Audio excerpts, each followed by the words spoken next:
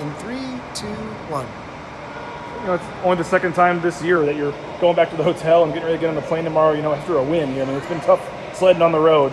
What's it feel like to not only win but dominate like this? Yeah, that was, somebody said since 2004 there hasn't been a road conference win that's been that good. And, I was really, really impressed with our guys and because we had the bye this week and we really took advantage of it. First of all, we got our minds right and some rest and recovery from the tough 3 games that we had before that and that, the emotional win before that.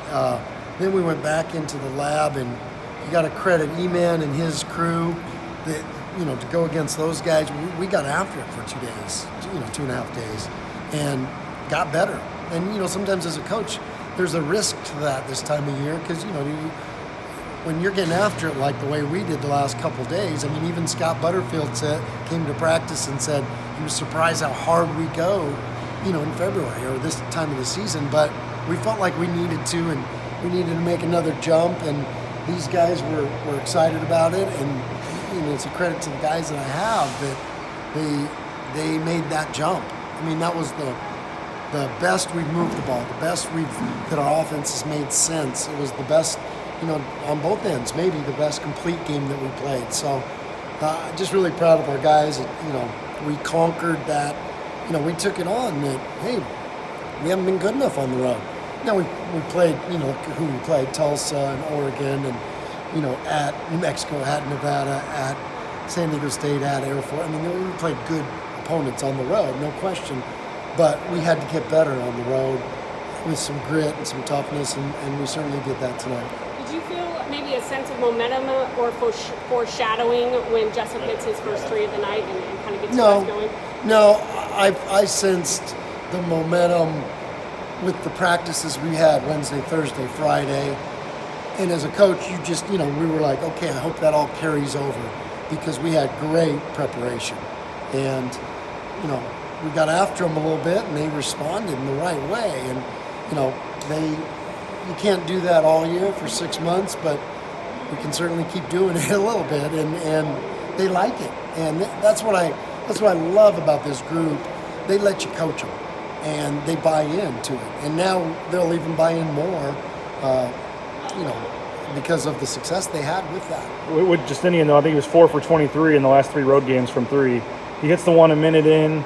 Had 4 alone in the first half. Yeah. 16 points, I think. You guys needed that. Oh, he had a great look to him, too. You know what I mean? You felt like everyone was going in. And,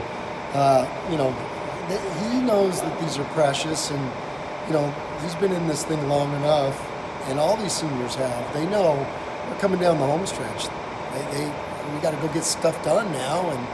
And I was, nobody's done that to these guys. They've been in every game. It's just been little spurts that got them, where they didn't win.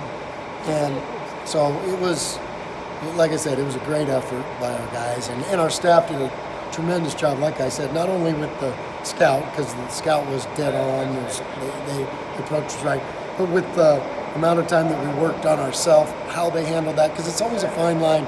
You got to prepare for your opponent, but you got to focus on yourself. Justinian is number 2 now in Mountain West history. There's only one name. Who did he pass? He passed Jacobson from Utah. But good player. he is, 8 away from breaking Jimmer Fredette's record. All-time Mountain West scoring leader. Yeah, that's his unbelievable. His name is going to be right there with his. That is such an impressive, especially like I said, the people that he's been passing. Great players. And, we know how many shots Jimmer got up. He was good at it. And for Justinian to be doing this, it's just... He just kind of has done it in the dark a little bit as far as how quiet he is, and he's not one of those guys that maybe gets the national attention, but what a great player he is. He was terrific tonight. Your defense tonight, I didn't see the final numbers. They were shooting 35% with a couple minutes to go. Yeah. You guys had, I think they had a stretch in the first half and the second half where they went 5 minutes without scoring. Well, and you look at what Justinian did defensively. New Williams, I was watching him, you and I think were watching him shoot it in pregame. Oh, he's got a clip now. That kid can shoot. He goes 0 for 7 tonight, and you got to credit.